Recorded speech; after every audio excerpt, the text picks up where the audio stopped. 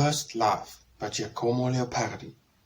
Ah, well can I the day recall when first the conflict fears of love I felt and said, if this be love, how hard it is to bear. With eyes still fixed intent upon the ground, I saw but her whose artless innocence triumphant took possession of his heart. I love, how badly hast thou governed me. Why should affection so sincere and pure bring with it such desire, such suffering?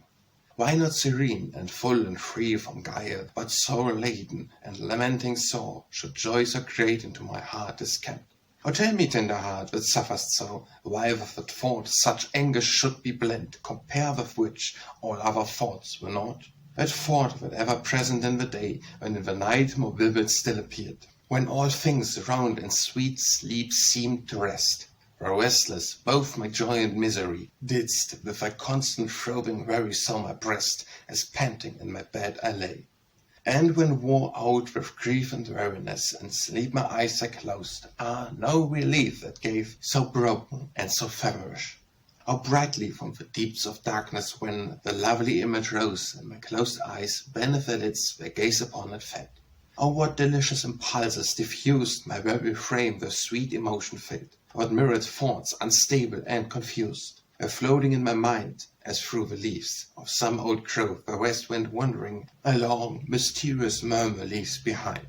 And as I silent to their influence yield, what saddest woe heard, and when she departed, who had caused we all the throbs and suffering? No sooner had I felt within the heat of love's first flame, when with the flew away the gentle breeze that feigned it into life. Sleepless I lay until the dawn of day. The steeds that were to leave me desolate, their hoofs were beating at my father's gate.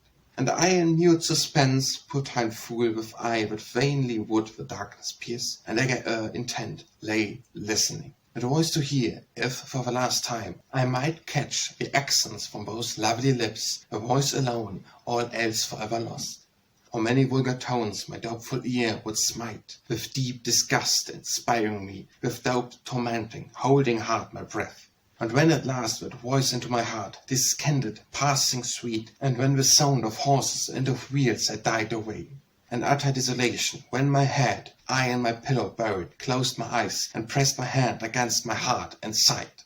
When lissomely, my trembling knees across the silent chamber dragging, I exclaimed, nothing on earth can interest me more. The bitter recollection cherishing within my breast, to every voice my heart, to every face invisible remained. Long I remained in hopeless sorrow droned, as when the heaven far and wide where showers incessant pour upon the fields around.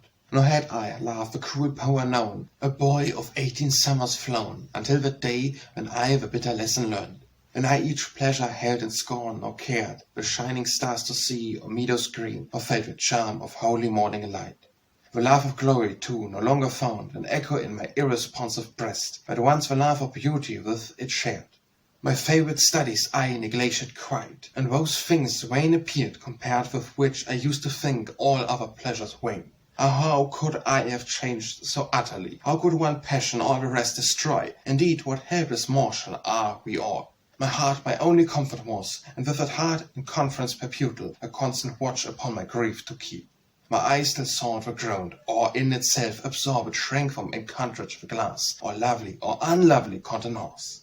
The stainless image feared to disturb, so faithfully reflected in my breast, as wind disturbed the mirror of a lake. And that regret that I could not enjoy such happiness which reads upon the mind, and turns the poisoned pleasure that has passed, did still as strong within my bosom lodge, as I the past recalled, but shame indeed left not its cruel sting within this heart. To heaven, to you, ye gentle souls, I swear, no base desire intruded on my thought, but with a pure and sacred flame I burned. That flame still lives, and that affection pure still my thought a lovely image breathes, from which, save heavenly, I no other joy have ever known. My only comfort, no,